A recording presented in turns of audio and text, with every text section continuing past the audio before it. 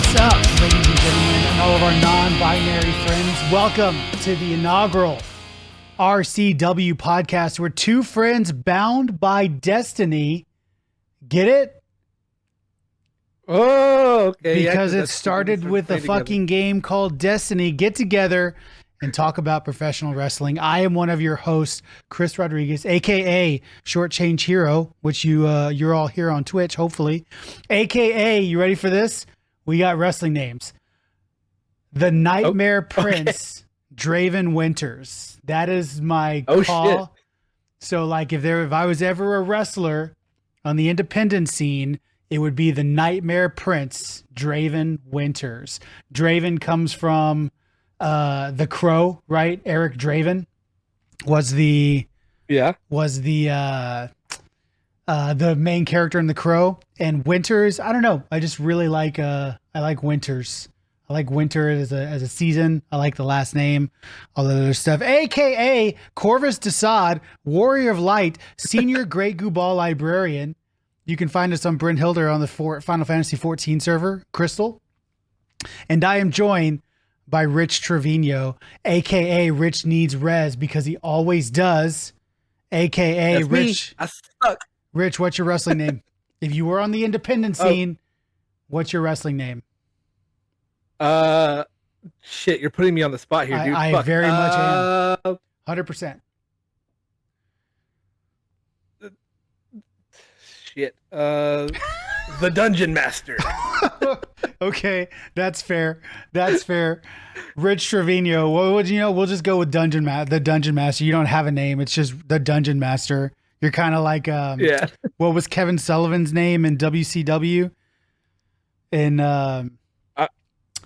Fuck, what did he call himself? Like the Taskmaster or something like that? Yeah. I think that's what it was. Like Glacier, dude. I don't need a real name. I'm okay, like Glacier. There you go. It's like Glacier. Very good. AKA Tao motherfucking Way. Oh yeah. Like I said, you can find us on the Brynhilder server for Final Fantasy XIV. Anyway, what's up, everybody? We're just lifelong wrestling fans, and we've been doing podcasts. We've been doing D&D live plays. We've been doing video games. We've been doing all the things for a really long time.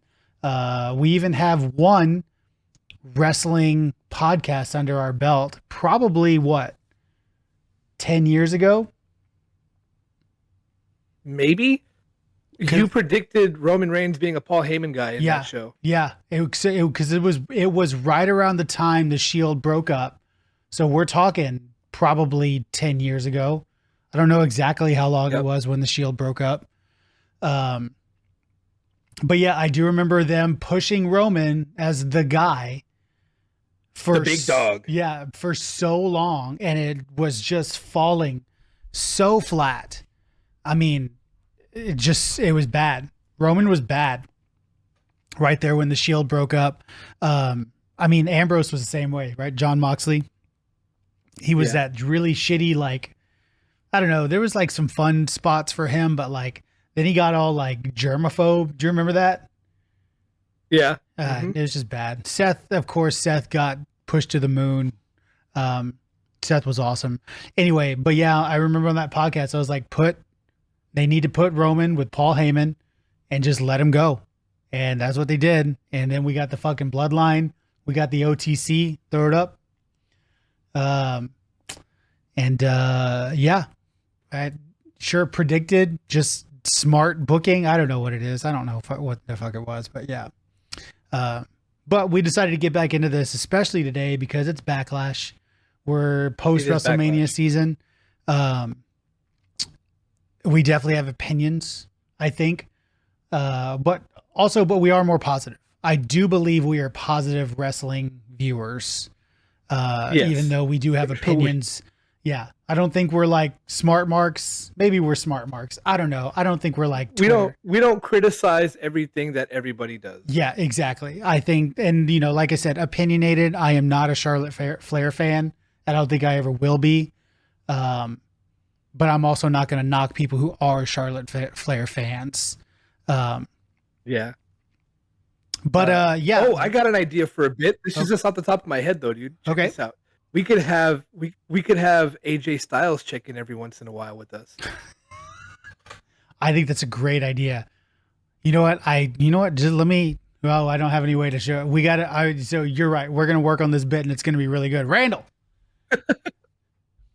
What, AJ? Randall, come check me out. I'm live on the Twitch. Randall, we got a podcast going.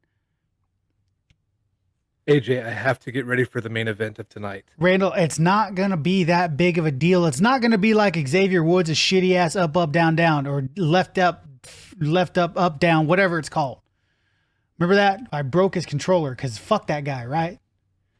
I got all mad because Seth beat me in Madden, which you should have done, Randall. I'm better than Seth at Madden.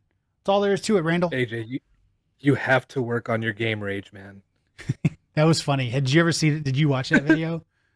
Yeah, I saw that when he broke Xavier Woods' controller. It's funny. Anyway, yeah, we're just lifelong wrestling fans. We've been watching for a really long time, and we wanted to do this because it's fun. We'll have dumb bits. We'll talk. We'll share our opinions. I think we will do a lot of fun things, to be completely honest with you. What was the one thing I had in mind? I like the bit. I like the AJ bit. The AJ bit is a long running thing that we've done for a long time. It's just fun. We'll do it anytime we play games together or whatever it is. I think we started it right around the time he was doing we're going to kick John Cena's ass bit. We're going to beat up John Cena. Yeah. Yeah. Fucking. I think that's about when we started doing it. I'm telling you, dude, like, I get it. Wrestling, you have a very limited, you're limited to what you can do. Like, I get it. You know, it's not like you can tell a D&D story in wrestling. You just can't. But also, like, you guys can do better than having the basically the Bullet Club walking around going like, we're going to beat up John Cena. Like, that's dumb. It's just dumb. So. But at the same time, we're talking about it like 8 years later. Yeah, sure. You are correct. 100%.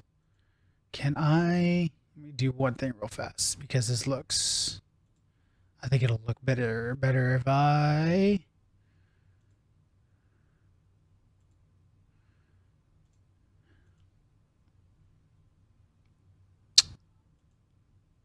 It looks like we got 3 people watching. Chat with us, what's up, everybody? Oh, maybe I can't. Be scared. Start a wrestling chat. Whoa, you're upside down. Yeah, no, I was going to try something, but it didn't work. So because like I'm facing one way, like I'm facing this way. No, I'm facing like this. And I want the camera to do this so it looks like we're facing each other. I just can't really remember how to do that. Oh, here we go. Transform. Flip horizontally. There we go. But now it's weird because like I'm backwards. So like if I'm looking at the camera, like it just looks weird, but it looks better. Here we go. So this is the RCW podcast. You can thank Caitlin. I don't know. She'll be here soon enough. She won't be on the podcast, but she'll be here. You can thank her. We can thank her for our awesome ass graphics. That's awesome. They look so good. We were working on it last night. And then, of course, to be completely honest, none of the things on the bottom are live right now. We actually don't have a Twitter, Twitch, TikTok, or YouTube channel or yet. YouTube. Yeah, but we will for sure. We're going to work on getting that up by the next time we do a podcast, which we're going to try to do this every week if possible. Because we do want to talk about all things WWE. I'm a big AEW guy. I really, really like it. I know Rich is starting to get back into it or get into it again. Especially with our Ring of Honor and TNA being basically a part of WWE and AEW. That's a big deal. It looks like, TNA champion Joe Henry shows up on WrestleMania. So like, Joe Hendry. Do you believe? I believe in Joe Hendry. I think the Randy Orton bit was good at WrestleMania. It was good, and we'll definitely get into that here in a minute because I do want to just give like an overview of what we thought of WrestleMania because that is going to lead into Backlash, which is going to lead into the rest of the year, especially with John Cena being concerned, because fucking I'm not sure what I think about John Cena right now. I like what he's doing. I'm just worried about where they're going to take this whole thing. Because I have ideas, that was the other thing I wanted to talk about. There's something I really like doing is fantasy booking in my head. And so like at some point in time, either we make videos or we'll do it live. I want to do like fantasy booking because it's a lot of fun. I thought I had a really good idea for The Favor. I thought The Favor could have been, I think it was good, but I think it could have been epic. Yeah. And get ready for it, people, because sometimes I wake up from a nap to like a 5-paragraph fantasy booking text. Yeah, it happens. I really, really like it. And then also maybe, we'll try to do I want to try to do some WWE stuff. I know Universe Mode is pretty cool. I haven't dabbled in it a ton. If you go back and watch 15 minutes ago or 10 minutes ago, I was doing WWE, but as my GM, which I'm really enjoying, but like, it'd be cool if I could figure out a way to like tell these stories in Universe Mode. I just don't know if you can. But yeah, so I really want to get into this. I want to get into like a quick overview of what we thought of WrestleMania, because WrestleMania really is the thing that is kicking off. I mean, it's WrestleMania season. Everybody gets recharged. It's the reason we're doing this. What did you think about WrestleMania? I thought it was good. I enjoyed it. There was moments where I got excited. There was moments when I was like, eh. But overall, if I'm going to give it like one of those out of 10 scores, I'd give it a solid 8. Okay. Yeah, I feel like that's fine. I feel like that's fair. I think, what'd you say you gave it? 8. Man, would I give it an 8?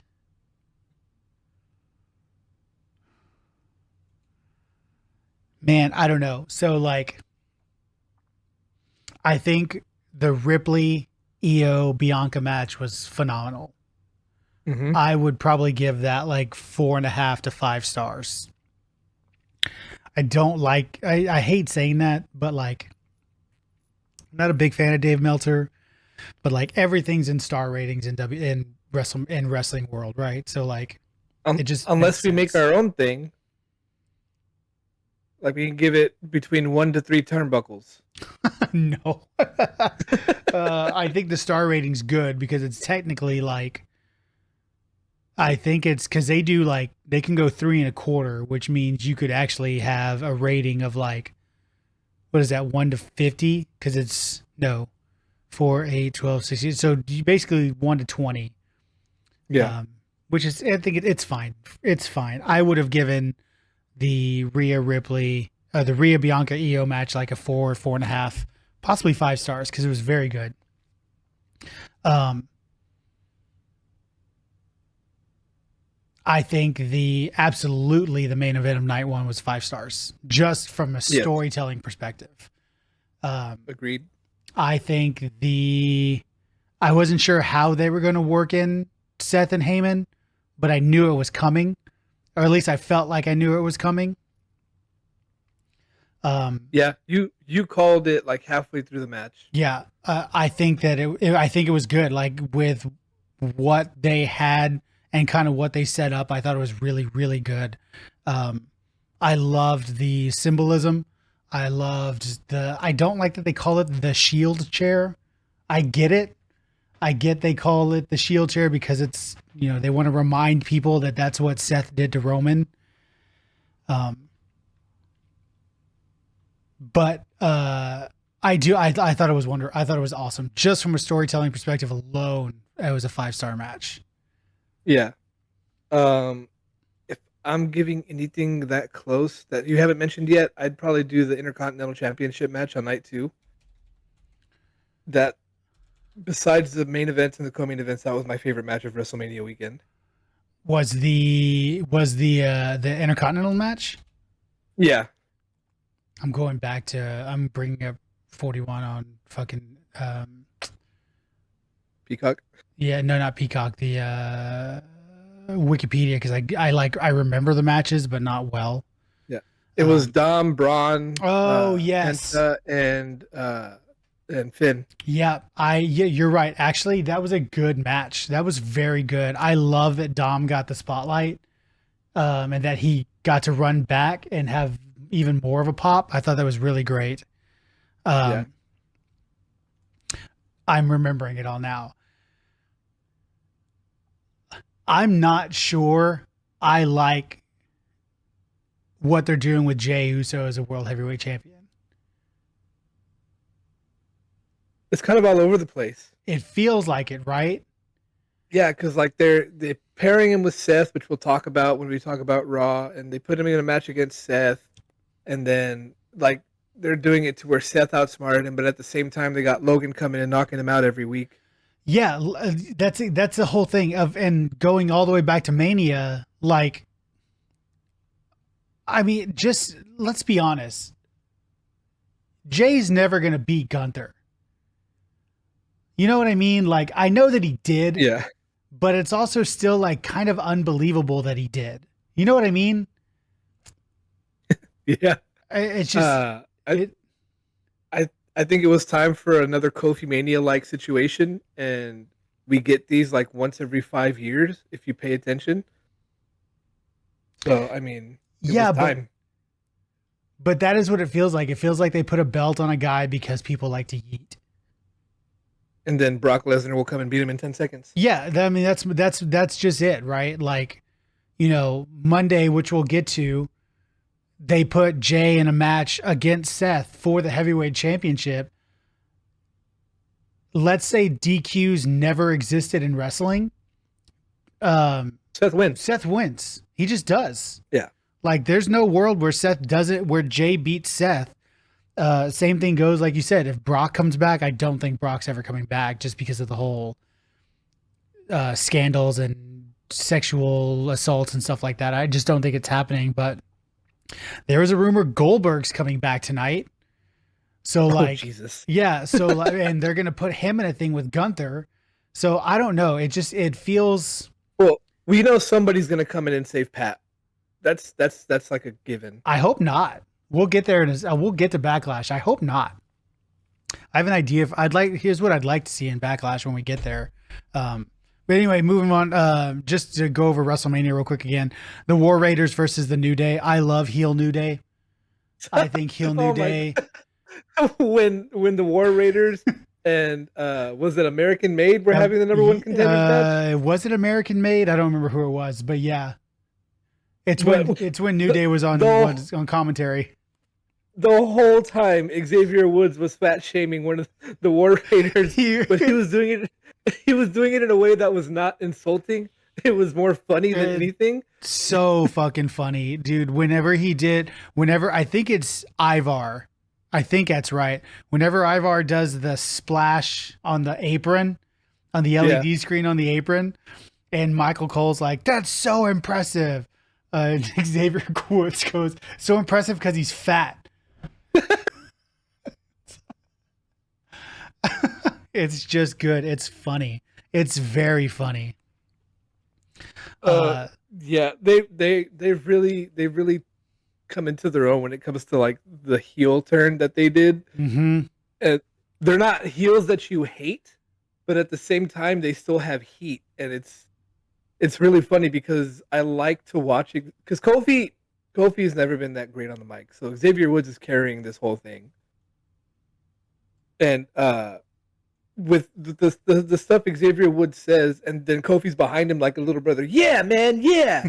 It's really easy to like them at the same time that you hate them. It's true. It's so good. And I'm looking forward. Well, we'll get to Raw here in a minute. Jade Cargill defeated Naomi by pinfall. Whatever. I'm glad that got blown over. I'm glad that whole. It's not blown over. It's not. You don't think so? Naomi costed her the match last night. I mean, you're right. You are right. And Bianca is probably going to go back to SmackDown whenever her fingers are healed up. So you might be right. I don't know. It's fine. Like, I think the intrigue died. I do think the intrigue of who hit Jade with the car or whatever it was, I think that died quicker than they wanted it to. But we'll get to SmackDown. Jade looked great last night. Jade looked probably the best she ever did in the ring, which is surprising because it was with Nia, who's not good in the ring. I don't think she's good in the ring, but then Jacob Fatu beat LA Knight. We're still going with that, which is fine. Jacob's not getting old on me yet. I know he is for you. Yeah, it's the same promo every week. Yeah, it is. You're right. SmackDown last night, it was just him yelling. Yep. All gas, no break. All gas, no breaks. Yeah. Hell, I was in prison. Hell. What does he go? Yarrano. What does he do? Yarramin. It's fine. He's not old. He's not getting old on me yet. However, I can see it coming. He needs a mouthpiece, bro, because it's just so bad. I don't know. And then I was watching SmackDown. Highlights on YouTube with my kid last week, and like he did the thing where he hits the body splash, and then he gets up and he shakes his dreads and he opens his mouth, and she's like, "What is bro on?" It's true. 12-year-old. It's true. When a 12-year-old is not entertained by that, like, come on, man. And there's spit on his. Yeah, it's just It's interesting. El Grande Americano defeats Rey Phoenix. When are they going to end this? I'm trying to, like, as Hispanic descent, both of us, I'm not 100% sure how I feel about Chad Gable being this weird, like, it's like so skirting the line of racism, but they haven't got there yet. I'll admit it though. I giggled the first time he came out and said, "Gracia."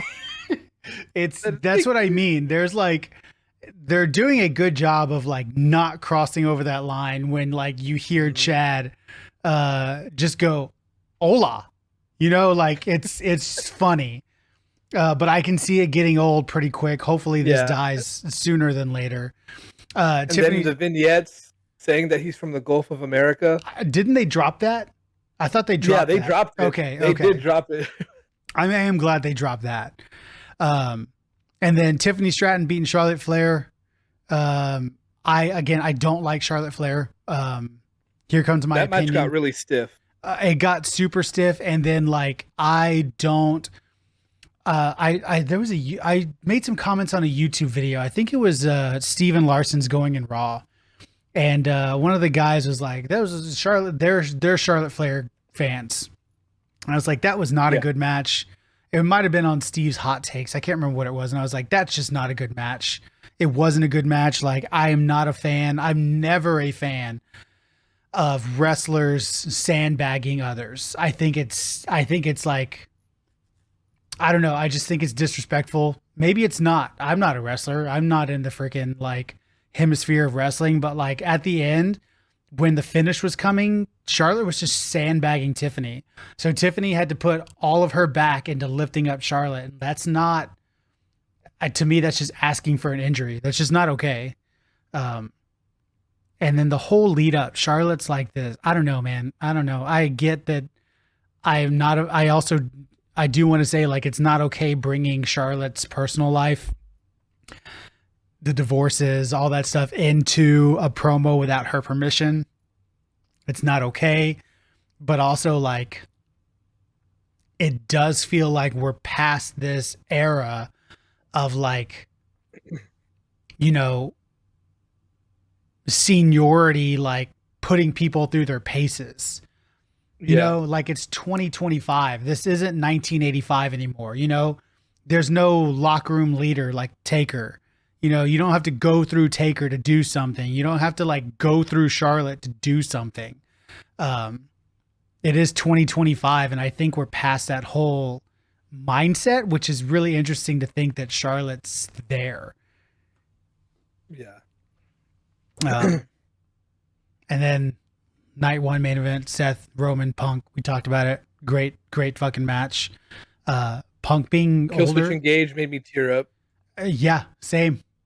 I was sitting with my fiance who knows nothing about wrestling, but she, like, in the 6-week lead up to WrestleMania, I was explaining it to her and what this is and what that is, and she looked at me. She's like, "That got you?" I was like, "Oh yeah." Yeah, I mean that's. I will say it here. We're Punk fans. We've been Punk fans for forever. Back ECW, back all of that. I have a fucking CM Punk tattoo. Yeah. Ring of Honor, ECW, like we're Punk guys. Even AEW, I was a Punk guy, even though like sometimes Punk can be a dick. Like I don't think I'll ever not be a CM Punk guy. So, when it did show that vignette and freaking This Fire from Killswitch played, it's like, yep, that's fucking it, guys. Anyway, it's a great match, 5 stars. Night 2, Io, Bianca, Ripley. We talked about it. Fucking almost 5 stars. Yep. That was a great fucking match. With the Jeff Hardy, Triple H Edge finish. Yep, I love it. I loved it. Whoever produced that match was on it. They just were. Io's on fire right now, dude. Yeah, everybody is doing her thing. This bit, Caitlin's starting to watch wrestling with me, and it's not starting. We've been watching. We watched Mania last year, and she started crying when Cody finished the story, because you just know. Oh yeah, like you just knew, like this is a big deal. Cody finishing the story is a big deal. Michael Cole tearing up at the end of WrestleMania 40. It was a big deal. So yeah, Samantha Irving couldn't even get the announcement out. Yep, couldn't do it, and that was such a great moment. Anyway, match 2 real quick. Drew McIntyre, Damian Priest. What a fucking street fight. I thought he actually killed Damian with the Claymore through the chair. That looked gnarly. Like that looked gnarly. I have a thing with Drew McIntyre. Every time he comes on the screen, it doesn't matter who's in the room with me. They know to cover their ears because I go, "I'm from Scotland," like really, really loud. Super loud. That's funny. And I have a sword. I don't know why. Oh man, because Drew's. I'm not. We'll get to Drew in a minute because when we talk about SmackDown, Drew is Angie Boy all the time. I know, man. I have some opinions on Drew McIntyre right now. Third match of night 2 was Dominic versus Braun versus Finn versus Penta. Yep. Great match. I love that Dominic won. I love that he got the pop. I love that he got the second pop. It's so good. Yeah. That'll show his deadbeat dad. Hell yeah. Fuck that guy. I am a Dominic Mysterio fan. I really am. I really like Dom. When the love story between him and Liv started, I was like, this is good. Like I'm digging this. Match 4 was Randy Orton versus Joe Hendry. Randy Orton beat Joe in 3 minutes and 10 seconds. I think it's fine. I don't think it's great that Joe Hendry had a WrestleMania moment. I don't think it was a good idea to pin the TNA World Champion in 3 minutes. Because that makes TNA look like a far inferior brand. That might have been Triple H's. That might have been a little bit of the late 90s, early 2000s Triple H, like flexing his muscles. Yeah, it's a possibility. I popped for Joe, though. I really did. When the door started opening, you just kind of see the silhouette. And I believe in Joe Hendry. Like, I popped. It was good. Yeah.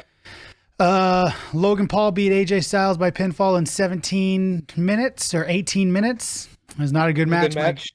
Did you like it? I didn't like it. I did like it. And the pulverizer is a really good finisher.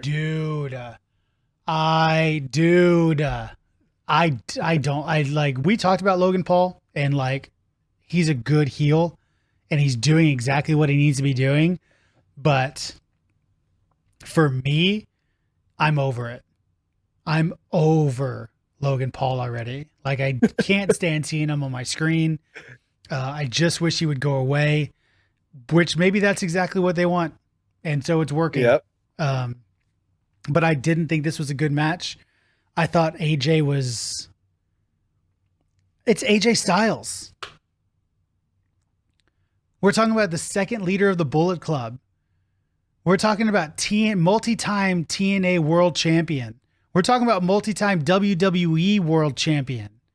AJ fucking Styles. IWGP World Heavyweight Champion AJ Styles got pinned by YouTuber Logan Paul. I mean, he hasn't been a YouTuber for a while. Whatever. He's got a reality TV show, my guy. He's a YouTuber. Maybe 4 years in the business. Maybe. I don't like matches like that. I hate it. This is AJ Styles. It's just whatever. It's fine. Match 6 was Lyra Valkyrie and Becky Lynch defeating Liv and Raquel. This is where the smart mark in me comes out. Liv and Raquel did not have to lose this match because we know the next night they just won the titles back. The only reason this match got booked the way it was to turn Becky heel, that's lazy booking. It just is. I think you don't need reasons like losing a championship to turn heel, especially with somebody like Becky who's already great on the mic. Yeah, I just think it's dumb. I think title changes for the sake of turning heel is dumb. I didn't really care for it that much either. Liv's good in the ring. She always has been. Mm-hmm. So is Lyra. Mm-hmm. Becky's lost a step or two. You can see it. Yeah, she's getting older. And maybe not older. Maybe it's just protecting too, right? You don't want to freaking hurt yourself and can't be a mom. So like, I get it. But also, I feel really bad for Bayley because Bayley's not hurt. She's not, or at least if we're going to believe the reports, she's not hurt. There's no weird contract disputes. She just got rid off. She got rode off for Becky. That really sucks. Yeah. That just sucks. And then last main event of night 2 was Cena versus Cody Rhodes. I can sum this one up for everybody who has a complaint about it. Okay. You get nothing. You deserve nothing. He told us it was coming. And what did y'all expect? A 5-star match? Dude, He's also old. He is old, but like this was like a maybe negative 1-star match. It was bad. This was a bad match. And depending on what happens tonight on Backlash, John Cena versus Randy Orton, I could. That it depends. This is my entertainment seesaw depends on tonight, because I can get behind the idea that this match was 0 stars bad because John's trying to ruin wrestling. I can get behind that idea. I just want him to kick Randy Orton in the nuts and get disqualified. Yes. So that's it. Like if we get to the end of Backlash and there's like 15 minutes left on time, you know John's going to come out, Randy's going to come out, it's going to be 10 minutes, so you've got a 5-minute match. Yes. Yep. I want to see John get disqualified on purpose. Yep. Because he's been hyping it up for the last 3 weeks. Yep. John Cena, Randy Orton, the last match for the last 25 years. This is going to be the last time. Bring your cameras. We're going to give you something that it's... Kick him in the nuts, John. Yeah, 100%. Right in front of the ref. Actually, even more, hit him with the title. Do the thing Cody couldn't do to you at WrestleMania. Yep. Get disqualified, less than 5 minutes, walk out champion. Like, that'll ruin wrestling, and then I can get behind this match being bad. Because this right now, in my mind, this is probably one of the worst matches in Mania history. And I'm putting it up there with fucking Yokozuna versus Bret Hart at WrestleMania 9. Oh, shit. It's bad. Like, this is a bad match. It was badly booked unless the follow through is worth it. Yeah. So that was WrestleMania. That's why we got back into this. The next night was Raw. We don't have to like super get into Raw or anything like that. The night afterwards, because not a ton happened on Raw. Not really. Um, Just the Seth and Braun thing. Seth and Braun, yeah, they don't have a stable name yet, which I guess is fine. I like the Dangerous Alliance to be like bring back Paulie Dangerously's Dangerous Alliance. I think it'd be cool. I don't think they need like I don't know, maybe they don't even need a stable name. I was expecting more people to be a part of this thing by now too, and it hasn't happened. So I don't know what's going to happen. Yeah. I half expected Becky to be in on it after she turned heel. I did too. I really did too. I think this could be one of those stables or these factions that could be like, people have been comparing it to Evolution. Some people have even called it Revolution, which is good. Revolution's good because it's Evolution with the R. Seth is a revolutionary. Like it's good. And so I really like that idea, but I do think it needs more people. I think like this could be one of those factions like DX in the Attitude Era that just held all the gold. Seth's world champion. You got Braun Breaker as the Intercontinental Champion. You bring in, I don't know. I don't know. There's no, I want to talk about Raw here in just a second, especially the tag division. But you bring in somebody else. Like the New Day. The New Day would fit in well with them. New Day, I can also kind of see, they're on SmackDown, but I can sort of see like the Street Profits going heel. But Raw's, I do want to talk about this for Raw because SmackDown has a hell of a tag division right now. We were talking about this. And last night proved it. You got Axiom versus Street Profits last night on SmackDown. Was a hell of a match. The week before you had DIY, Street Profits, and Motor City Machine Guns in a TLC match, which should have been on the Mania card because it was a hell of a match.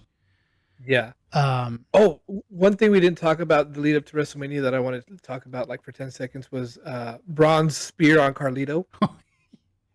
Yeah. Yeah, and then at Mania, like he like Carlito like ran away from him. He's like, I learned my lesson. Don't hit me. Don't hurt me. That was, bro, dude. That was not a spear. That was a torpedo. A torpedo. I like, Gore. I feel like he should ask Rhino if he can have the Gore name because Braun Breaker gores people. That's what he does. I don't like the little seizure he does after he spears people now. It's a little weird. At least he's not doing the Jacob Fatu thing. Can you imagine doing a spear? He gets up, he's all. He also needs to stop spray tanning.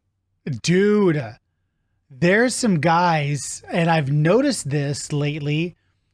Last night, Aleister Black had a match with Carmelo Hayes.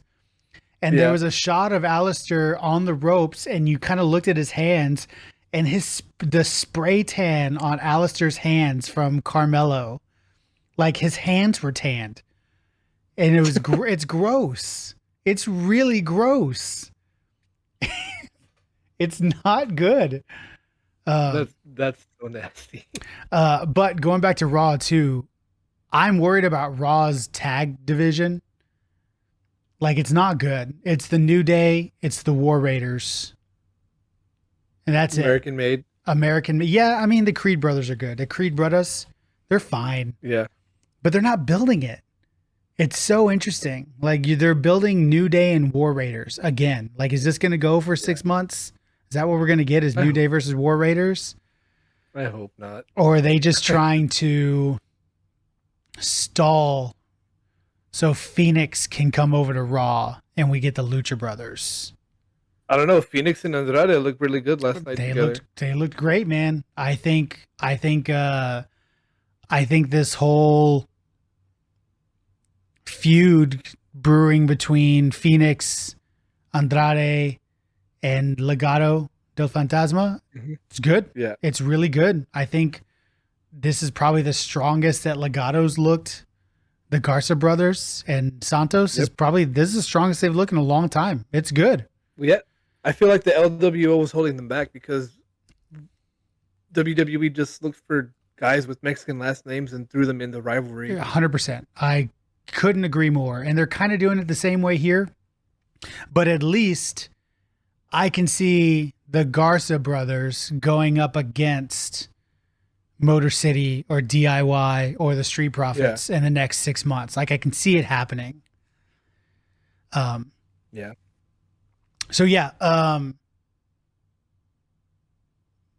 that's Raw, that's SmackDown. I do want to touch on NXT for a minute.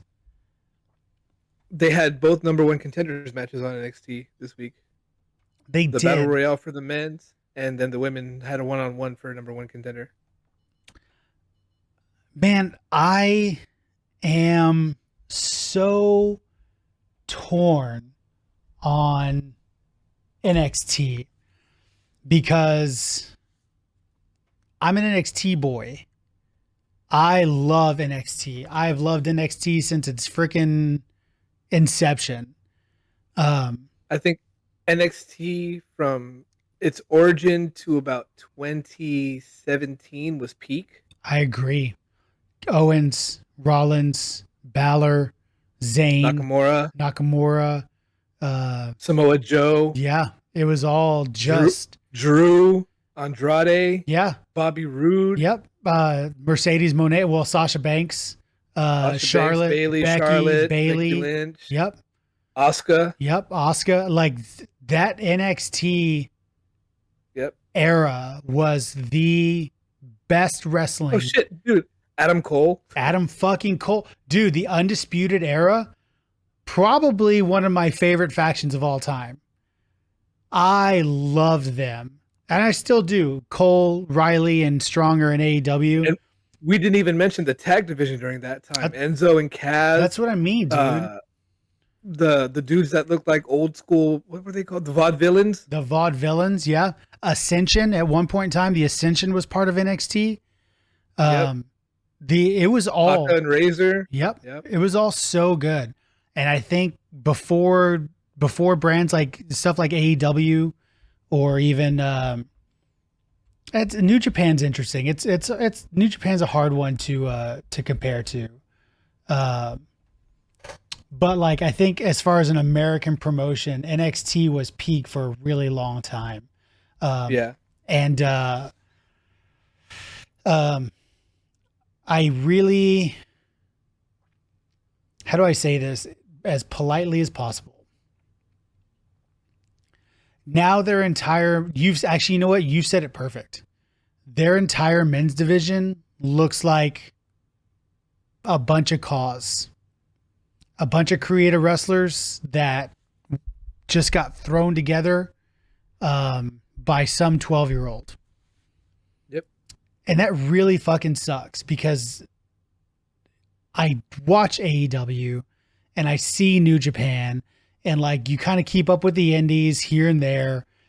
There's so much good talent out there that it's pretty crazy to me that everybody feels so generic that it's coming through NXT. And I say the same thing about, have you got a chance to watch LFG on A&E yet? I watched the one episode where the guy altered the finish for himself. Okay, yeah. So that's a work. Like you can tell that show's kind of a work. I don't know how much of a competition it is, but that guy's name is BJ something. I don't remember his last name. Yeah. But you can tell like that show's a work, which is fine. That's fine. It's entertainment. It's WWE. But those guys are also all so cookie cutter. Yeah. Every single dude on there is so cookie cutter. But on the opposite end, you've got the women's division of NXT, Julia, Stephanie Vaquer, Roxanne Sanchez, Roxanne Perez. You've got that one, Perez, my bad. Yeah, Roxanne Perez. You've got, who else do we have? Dude, the NXT women's division is good. It's really good. Actually, yeah, like Fallon Henley. You've got Sol Ruka. What's her name? Zarya. There was a ladder match on NXT Stand and Deliver that was really fucking good. That was Who's the one that does like the RKO, but she flips the turnbuckle before she does it? Let me just pull up NXT's roster.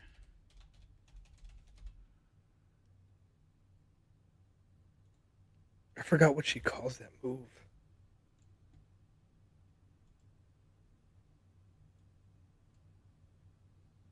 Get out of here, Randy Orton from Backlash.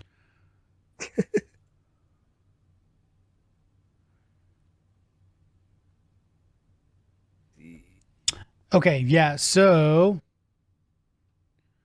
let's go with NXT. Oh, I forgot Chase U's still a thing. Is it Izzy Dame? That's what I'm looking for. So you got Fallon Henley. Sol Ruka. Yeah, you've got Fallon Henry, you got Julia. Izzy Dame's also good. JC Jane's good. All of these women have such a good look to them. Kalani Jordan looked good at one point in time too. Lash Legend, like she's just cool, man. But Sol Ruka, there's that girl Nikita Lyons. That's who I was thinking about. She's just kind of like a powerhouse. She's got a cool look to her. She's a little eccentric. Did you see that GIF of her on Twitter where she's like they're introducing her in a title match and she's doing like, it looks like somebody's spamming the taunt button on a superstar. It looks funny. Roxanne Perez, Sol Ruka, of course, Stephanie Vaquer, Tatum Paxley, I think, which we'll get to this here in a second too, but Tatum Paxley, they're all great. Oh, and Zarya, that was the other one. But I'm looking at the men on NXT and they're all just so generic looking. I hate to say that. I really, really do. Yeah. Except for like maybe Hank and Tank. Dude, I'm telling you, here's my prediction. You take Hank and Tank. See, that's so hard to say. I feel like I'm going to stumble on my words. You make them the new Road Warriors, and you let them run. Because those guys can say, what's that? They tried that with Ascension. I don't think Ascension were the Road Warriors. I think the Road Warriors just beat people up. I think Ascension had this weird, like, supernatural element to them that not a lot of people can pull off. But I think Hank and Tank, I'm telling you, dude, you just give them a gimmick of like, they just beat people up. The Road Warriors, maybe like, oh wow, we got thunderstorms here.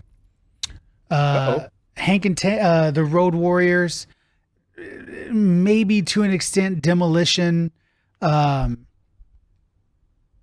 the gimmick, but like the Dudley Boys. Like they let them run rampant on people. Get out of this whole, like, you look like they look like minor league football players. Like, get off that. Just get off of it. Because they can work. That match between them and Fraxium at fucking Stand and Deliver. Holy shit. I was not expecting it to be that good. Holy shit. But as far as NXT goes, going back to it, like, the only people I can think of that are like, yeah, they've got it is fucking Ethan Page, Ricky Saints, and to an extent, Obafemi, the champion. Obafemi's good. I like Obafemi. Yeah, I think Obafemi's really cool. I think he's got a cool look. I think Javon Evans, your boy is bouncy. You know what I'm talking about? Yeah. I think he's close to being something. But of course, he's also really young. He's like 21, isn't he? Yeah, he's super young. But of course, dude, Ethan Page and Ricky Saints, like both of those guys in AEW, Tony fumbled those guys. I agree with the internet when it comes to that. Tony fucked up with Ethan Page and Ricky Saints. Those guys got it. Okay. But yeah, that's what I don't watch NXT as much as I probably should. Just because of that, I'm not entertained, which is why I really like them showcasing the women on Raw. Like, I think that's really fucking cool. The men's division in NXT is, even the way they cut promos, it just sounds like It sounds like when you create a wrestler in SmackDown versus Raw Ye- 2008, and the random voice actor they got to voice him is Yep. cutting the worst promo you've ever heard. 100%. There's another guy, Trick Williams is close. If Trick, No. I'm telling you, if Trick can capture what like guys like Swerve Strickland, guys like hell, even to an extent like Bad Bunny. I know he's not a wrestler. I understand he's a music artist, but there's like a aura that Bad Bunny, Swerve Strickland, who else? Who else can I think of?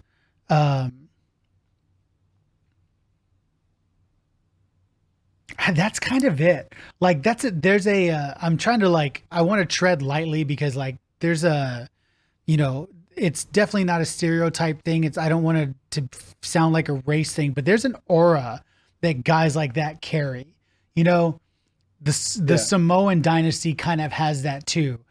You've got Rock all the way to Jacob, Solo, Roman, the Usos. They have that aura where they're just like, fuck, these guys are cool. You know what I mean? Yeah. And John Cena would never be able to pull that off. No, he tried when he wore a really big chain around his neck. Right. Ethan Page, as talented as he is, will never pull that off. Dom Mysterio will never pull that aura off. That aura that I'm talking about, they're just fucking cool. Swerve Strickland. At the same time, though,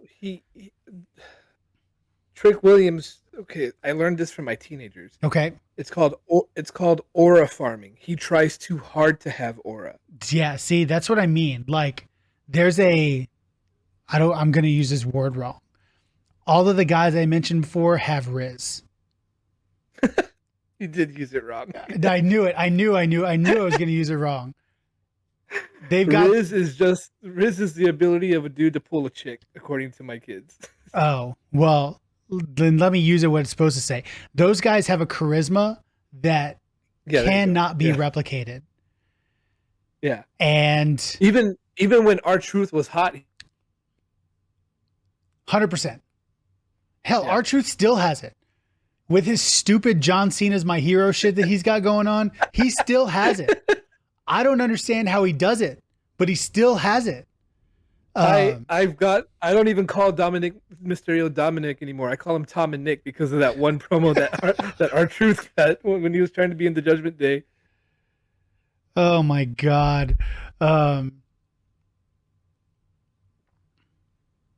Yeah, I think give me 2 seconds. I got a text. No, you're good. I really don't think Trick Williams will ever get there. I think Shawn Michaels sees what he is, and sending him to TNA is probably the right call. Yeah, but with Joe Hendry. I feel like, I don't know, you may be right. I feel like he's like, if he can capture that charisma that I'm talking about, I think Trick could do it.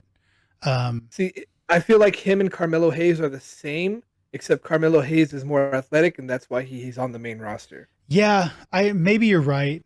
You might be right. Because Carmelo Hayes is not cool. As hard as he tries to be cool, he's not cool. Yeah, but he can sell the shit out of some moves. Yeah, he has Dolph Ziggler level, or Nick Namath now. Nick Namath level selling ability. 100%. Oh man, I don't know. I guess that I say all this because I really want to see NXT thrive. Whenever I do watch NXT, other than like Ricky Saints, Ethan Page, kind of like the main event, the mid card of NXT is not good, and it makes me sad because I'm more entertained by a bunch of Italian dudes than I am. I was waiting for you to mention that. I'm more entertained by these backstage like mafia movie segments than I am the mid card of NXT, and that just really sucks. It just does. It's so bad though. It's so bad. But it's entertaining. Like, and that's all I asked for. It really is. Yeah. Oh shit! I forgot Sean Spears is on NXT. Ty Dillinger. Oh yeah, the Yeah. Perfect 10. He Yeah. doesn't do that bit anymore though, right? No, he's the chairman, Sean Spears. Um, Mm. oh, there's the pirate guy, Lexus King. What a dumb. That's what I mean. Why are we pirates? It's 2025, my guy. Dude, drop. Elijah was in the Battle Royale. Oh, that's right. I forgot that he was there. He was in the Final Four too. I wonder why he dropped the Elias gimmick and just like why. I mean, the name, not gimmick. Gimmick's still there. Yeah, but the name. Why do you drop the name? I don't know. probably because WWE owns it. I mean, NXT and WWE are the same thing. I don't know. Well, he's on TNA. Oh. Yeah, in TNA, he's Elijah. See, I did not. I don't know why I didn't put two and two together. You're 100% right. Mm-hmm. There was a long theory for when they were doing the Elias and his brother bit on SmackDown that LA Knight was playing his brother. That's one of those things. They kind of look alike. That's one of those things of like, I wish they could pull this stuff off like live.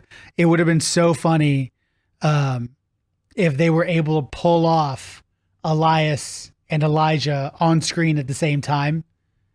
You know what I mean? And I think it would be hilarious if they could do the same with El Grande and Chad. I think it would be hilarious. Well, they can because El Grande's in a mask.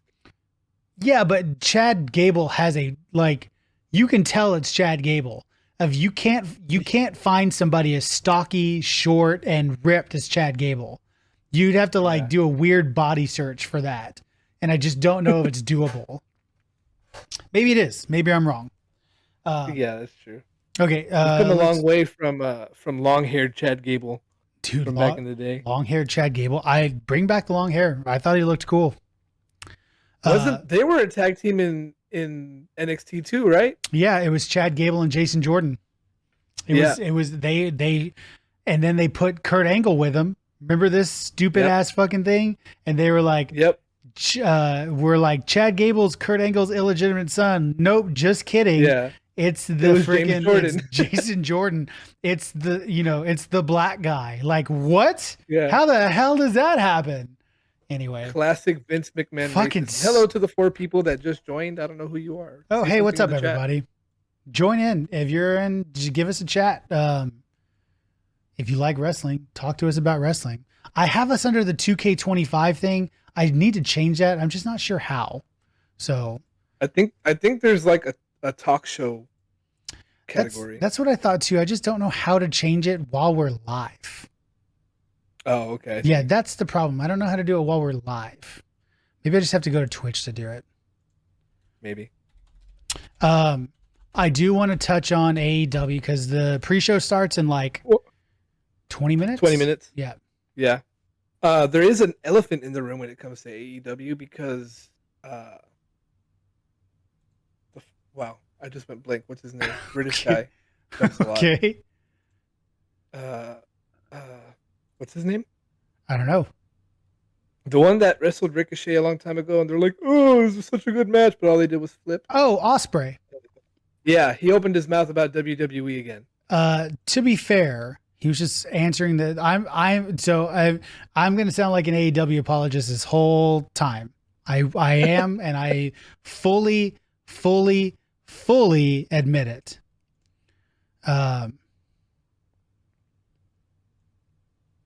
I wouldn't say he opened his mouth. I don't know if that's fair. I'm getting our thing. Talk shows and podcasts. There we go. Okay. Done. He does it a lot. But I don't know if it's he's opening his mouth. If somebody asks you a question and you're an honest person, you just kind of like say your opinion. And like, I'm the same way. His opinion is kind of biased. If you're saying that the mid-carders in AEW can out-wrestle the main eventers in WWE. He didn't say the mid-carders. He said he could. He said he could out-wrestle anybody in WWE. And not anybody. He doesn't even wrestle. He flips. Dude, no.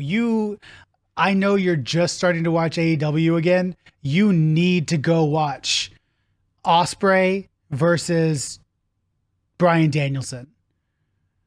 That is one of the best fucking matches I've ever seen in my entire life. Anytime Ospreay steps in the ring with Konosuke Takeshita, it's close to 5 stars. Any fucking time. Any day of the week.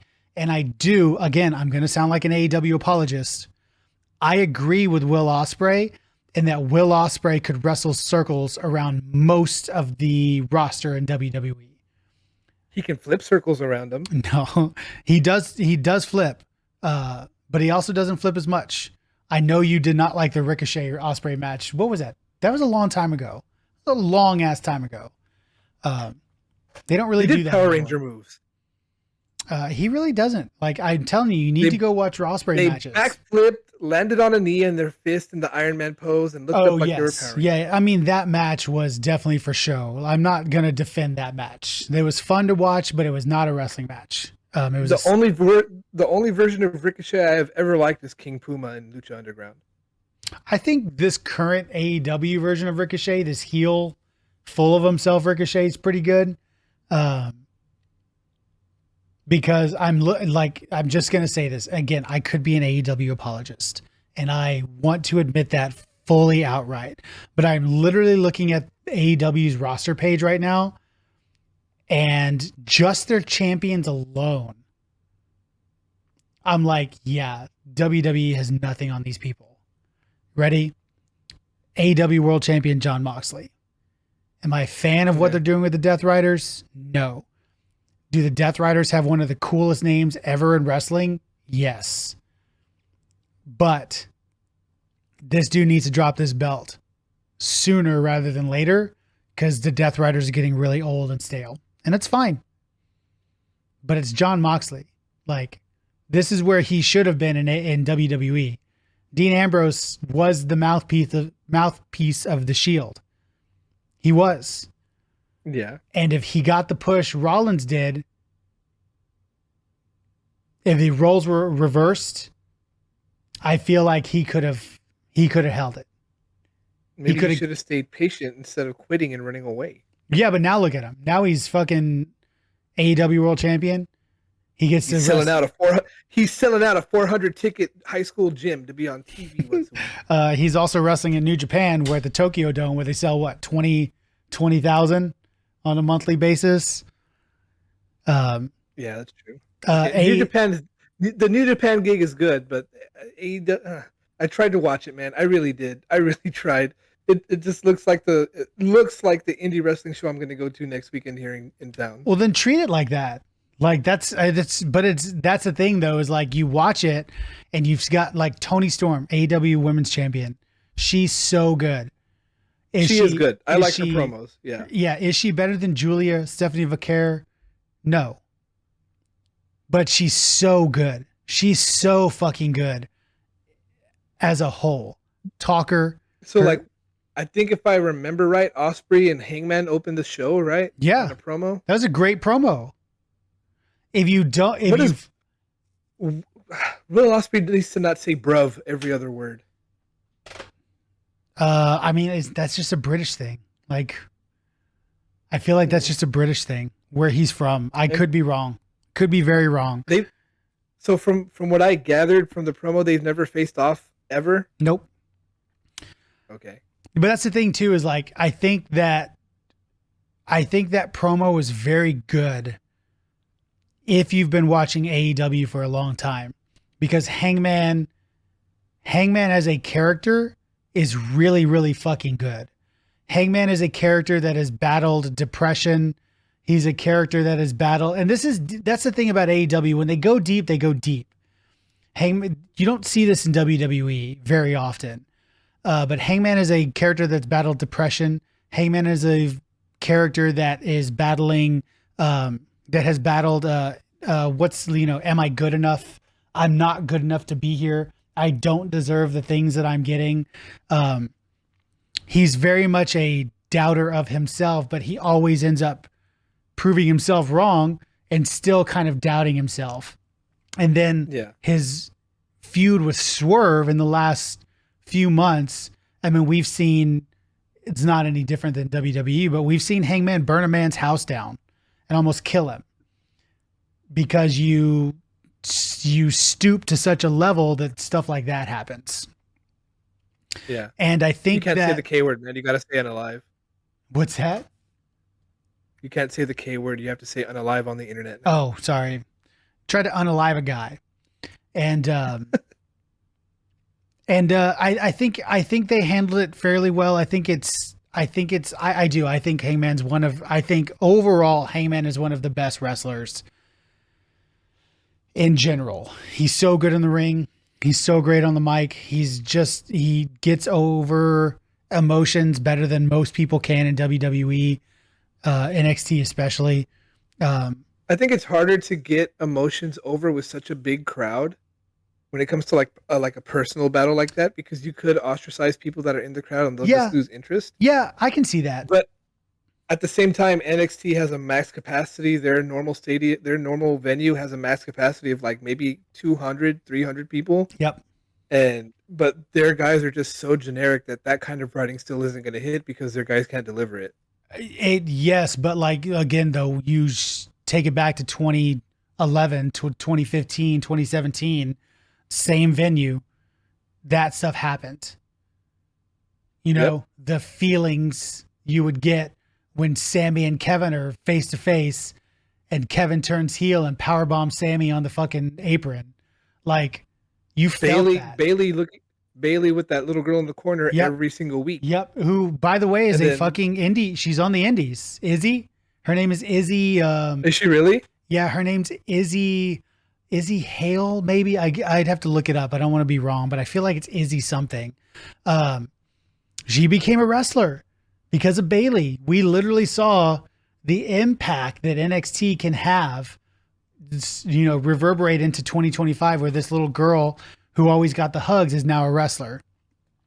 But like I do think AEW is doing a good job getting you to feel things because it is such an intimate scene.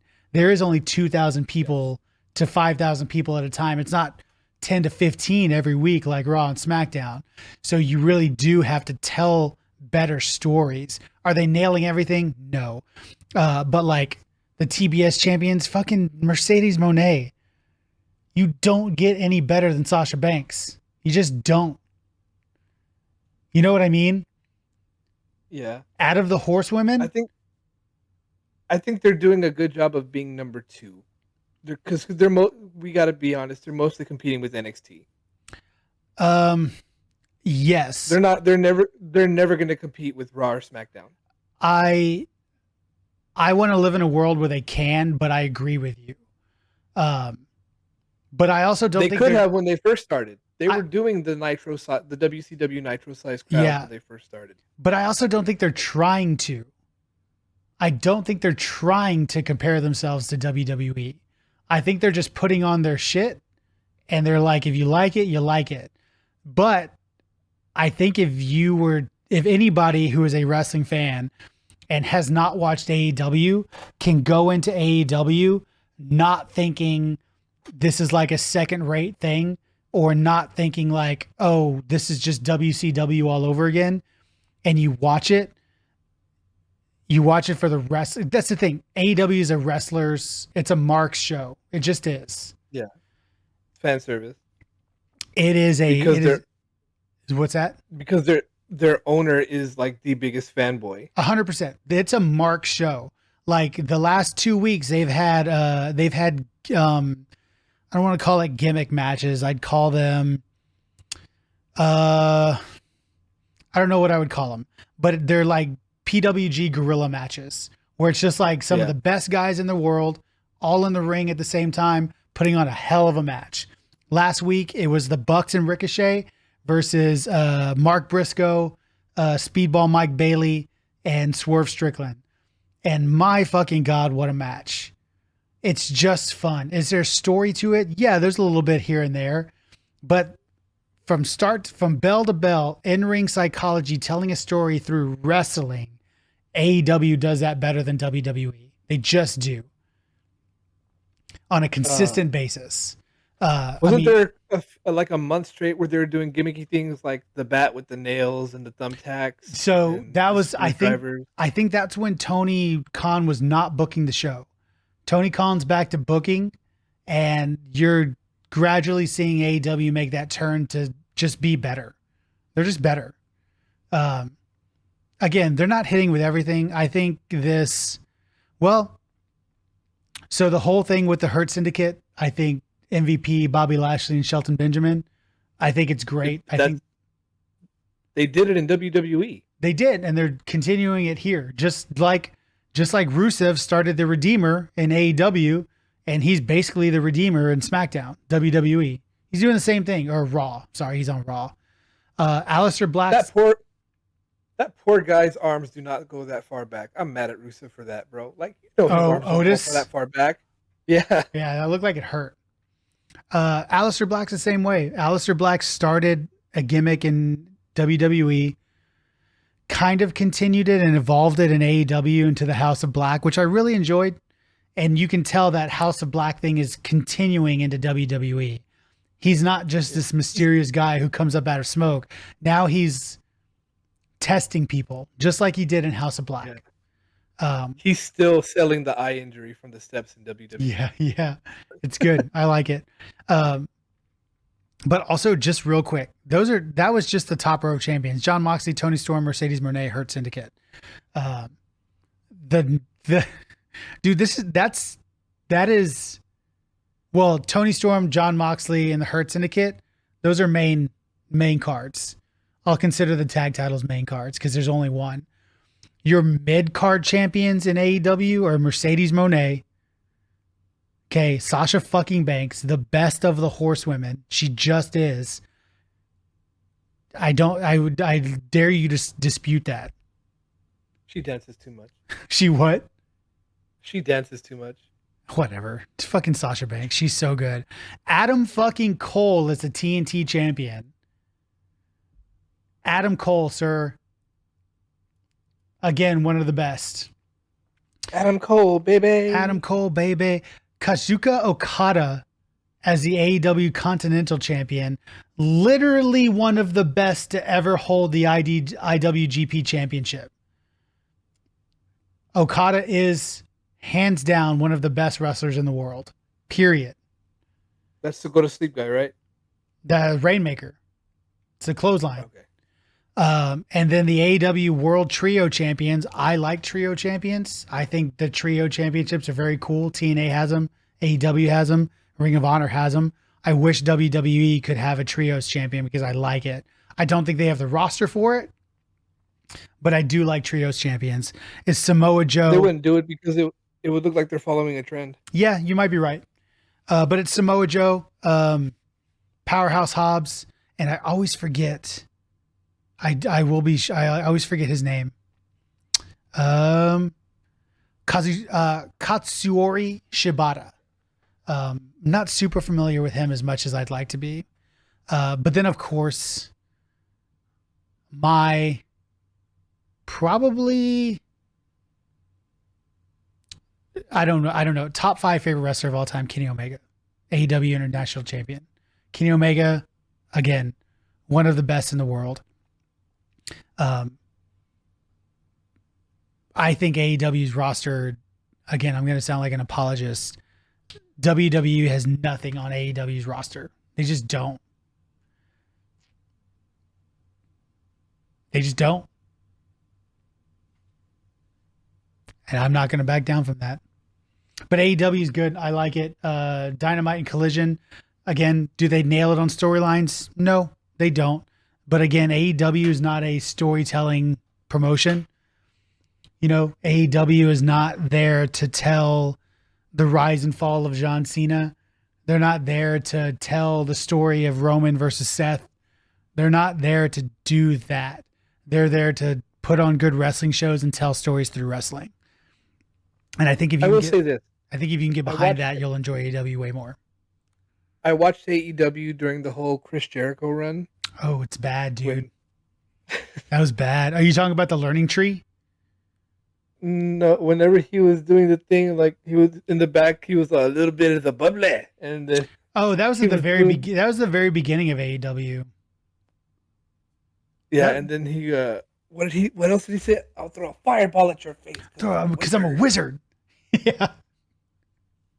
Again, Like, um, what is happening? What is this? What is this? but dude, I'm sorry, keep talking. AEW's roster, man, like give me a break. Adam Cole, Hangman Adam Page. Hell, even like guys like Anthony Bowens, guys that have never even stepped foot in a WWE ring. Anthony Bowens, so fucking good. Brian Cage is still. Oh, he's part of the Don Callis family. Brody King, dude. Brody King is so fucking good. Buddy Matthews set foot in a WWE ring, but Buddy Matthews is great. You know who that is? Yeah, that's Rhea Ripley's husband. Yeah, Rhea Ripley's husband. FTR. FTR part of AEW. One of the best tag teams in the fucking world. Christian Cage and Edge. Cope are both part of it. Cope needs to retire. He's getting old, but it's still fun to see him on screen. Claudio Castagnoli. Fucking He's always gonna be Cesaro to me. Cesaro. I was like, why can't I remember his WWE name? Every time you say Claudio Castagnoli, I want to do this number, and I don't like to do it. Darby Allin. Have you ever watched a Darby Allin match? I like Darby Allin a lot. So good, man. So good. You know, also there's guys like Dante Martin, Top Flight, just good young guys that like, again, they're like that NXT level of like character. You just need to find the thing that defines you and run with it. Find your, find the thing that makes Edge. Find the thing that makes Jay White Switchblade. Find the thing that makes Seth Rollins the Visionary, the Revolutionary. Find that thing for you and run with it. And guys like Dante Martin could fucking go far. Hook's the same way, dude. Hook, Taz's son, that guy's fucking good. He just needs to find the thing. He needs to find that thing that makes him Hook. Yeah. Jay White, dude. Fucking Jay fucking White. Kenny Omega. I'm looking again, AEW apologist here, but I love the roster of AEW. I really do. Oh shit. Speaking of wrestler sons, we saw Randy Orton's son last night. We did see. Do you really think it was him? Oh, I saw the tattoos. Sorry, I'm getting WWE pulled up on my computer so we can watch. What'd you say? I saw the tattoos on his son's arm. Oh, so that was his son. Yeah. Who also won the Battle Royal. Yeah. What are they doing? They're showing Backlash. Best of Backlash on WWE right now. Oh, wait. So yeah. Yeah. I mean, it's... Dude, MJF. Fucking Maxwell Jacob Freeman. He's so good. The Young Bucks. He's the only wrestler that has legitimately made me hate a wrestler for something he said in character because of the whole D&D thing. It's working, look, dude. It's working. Don't come for my Dungeons and Dragons, man. All right? It's working. Yeah, dude. Swerve Strickland, Wheeler Yuta, Will Ospreay. For the guys in their 30s, Will Ospreay is probably the best in the world, dude. Like, I challenge you to get over the whole flippy match thing with Ricochet and go watch Will Ospreay matches from start to finish. He had a couple with Bryan Danielson, and motherfucker, what a match. And then anything with Konese, I always say his name. It's hard to say his name. I can say it if I look at it. Konosuke Takeshita. Any match with him and Ospreay, it's just fucking incredible. But again, I'm an AEW apologist, so I'm always going to like AEW. It's 4:00 where we are, and I'm pretty sure that the pre-show starts pretty soon. Yeah, my screen says coverage will begin shortly. What does it say? How long? Are you on Peacock or are you on YouTube? I'm on Peacock. Okay. Okay, well, I think we're probably going to take a quick little break. Hey, for the 4 viewers here If you're enjoying it, say something, talk to us. We like talking wrestling. But we are going to take a real quick break because honestly, I got to pee. And now would be a good time. Plug the sponsor. Oh, good call. Guys, I know it's our first podcast, but like I said, Rich and I have been doing this for a really long time. But you can, and we will have a link. I don't know how to put a link in here. But we've been sponsored by Dubby for a really long time. We're lifelong partners with Dubby. They're coming out with new flavors all the fucking time. That is how we stay alive in our late night 2 a.m. D&D sessions is with Dubby. So if you're going to order Dubby, go to Dubby, use code RCW when you check out. And I believe, what is it, 10%? Yeah, 10%. Yeah, it's 10% off. And we'll have that at some point in time for you guys watching later. There'll be a link. There'll be things at the bottom of our thing where there's a whole lot of things we're going to be doing. This is the first one. But seriously, if you're going to go looking for a good, healthy, honestly, one of the more healthy energy drink. Yeah, it's made from coffee and cherry extract. Yeah. It's natural caffeine. Yeah, it's one of the more healthy ones. So please go to Dubby, use code RCW, and get 10% off of your next purchase.